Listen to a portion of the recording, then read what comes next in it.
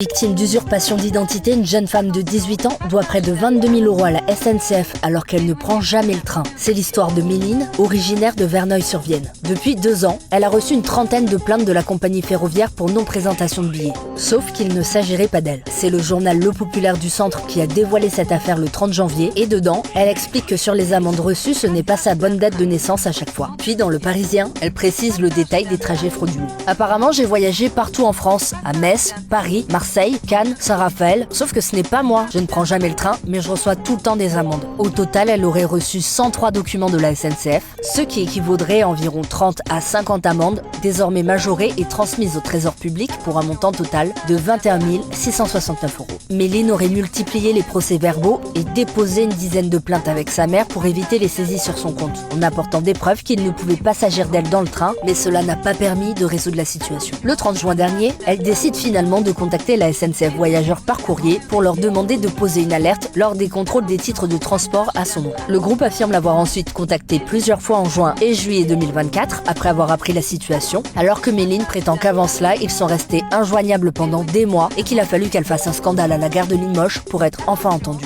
Le 5 février dernier, la compagnie a assuré que Méline ne recevra plus de PV, même si elle doit encore réaliser des démarches auprès de l'officier du ministère public pour régler son problème d'amende.